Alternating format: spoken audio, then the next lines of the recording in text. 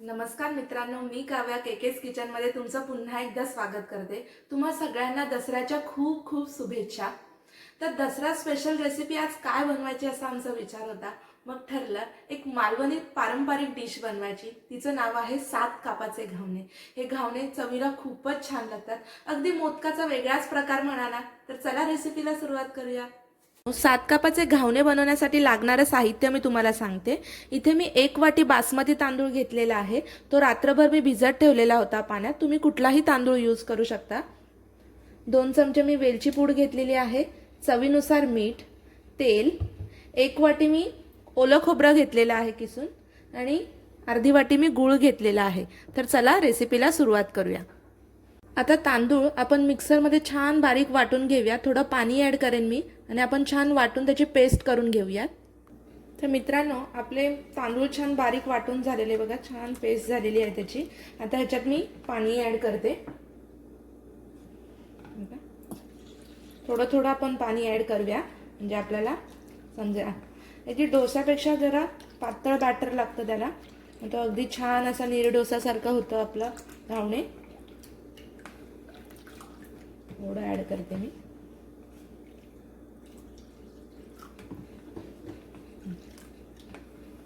साधारण 1 कप हे आपण पाणी ॲड केलंय त्याच्यामध्ये बघा।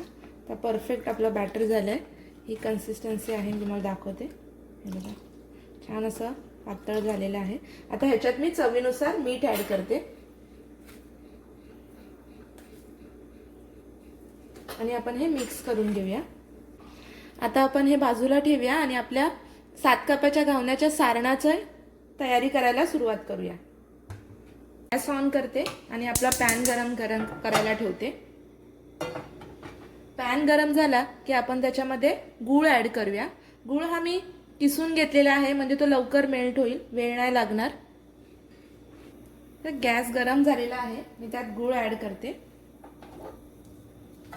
आणि गूळ छान आपण गरम होऊ द्या, तो मेल्ट होऊ द्या। मग आपण त्यात खोबरं ॲड करूया। गूळ छान बघा मेल्ट झालेला आहे। आता मी यात आपलं किसलेलं खोबरं ॲड करते। गुळाचं प्रमाण तुम्ही तुमच्या गोड खाण्यानुसार कमी जास्त करू शकता। आता आपण गूळ आणि खोबरं चांगलं एकजीव करून घेऊया।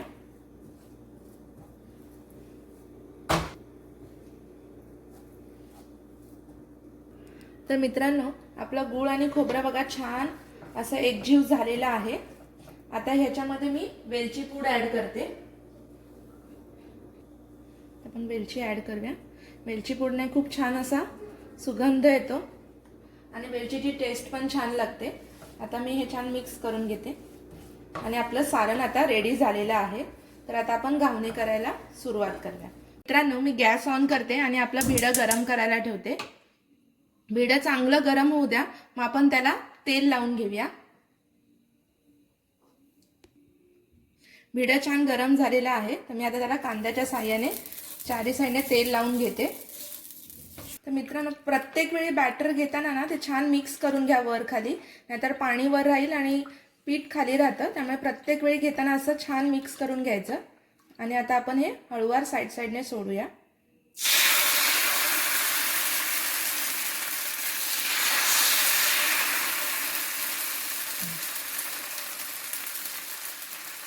आता 1-8 मिनिटं त्याला आपण रेडी व्हायला ठेवून देऊया। त्यात आपण ना भिड्याच्या घावण्याच्या अर्ध्या साईडला सारण ॲड करूया। आता आपण बघूया, हे बघा आता तिथून खालून ते वरती आलेलं आहे साईडने, म्हणजे घावणं आपलं रेडी आहे। तर ह्याला ना हळूवारपणे आपण फोल्ड करून घ्यायचं आहे ह्या साईडला। बघा, हाफ असं आपण फोल्ड करायचं आहे। छान, परफेक्ट।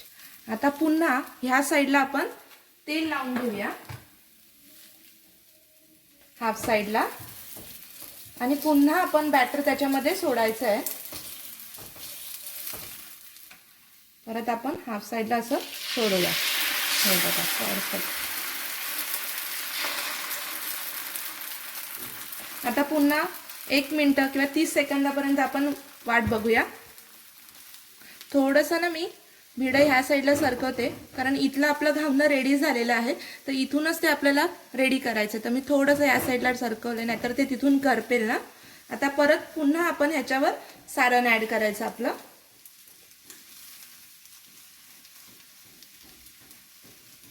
तर आता आपण इथे सारण भरलंय ना, आता आपण ह्या साईडने फोल्ड करून घ्यायचं आहे. हे बघा दाखवते, हळूवार आपण ते फोल्ड करून घेऊया. हळूवारच आपल्याला ते फोल्ड करून घ्यायचंय. हे बघा छान परफेक्ट. आता पुन्हा आपण ह्या साईडला तेल लावायचं आणि पुन्हा इथे बॅटर ऍड करायचं. असं आपल्याला अजून 4 वेळा करायचं आहे, म्हणजे आपले 60 वेळा होऊन जातील. आता पुन्हा आपण बॅटर मिक्स करून घेतलं. आता आपण ते ऍड करूया.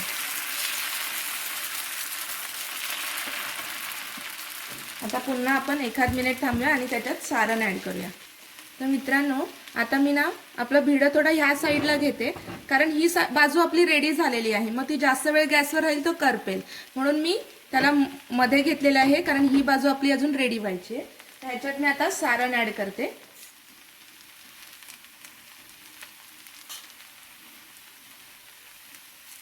ते छान असं पसरवून घेऊया.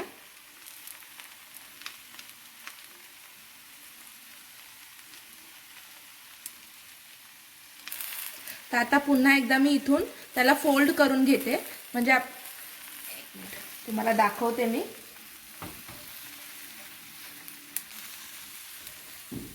आता आपण हा फोल्ड करून घेऊया.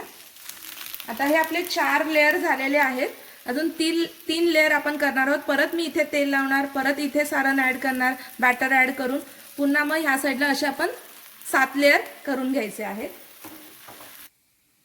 तर मित्रांनो, आपले 7 लेयरचे 7 कपाचे घावणे रेडी झालेले आहेत. परफेक्ट 7 लेयर आहेत याला.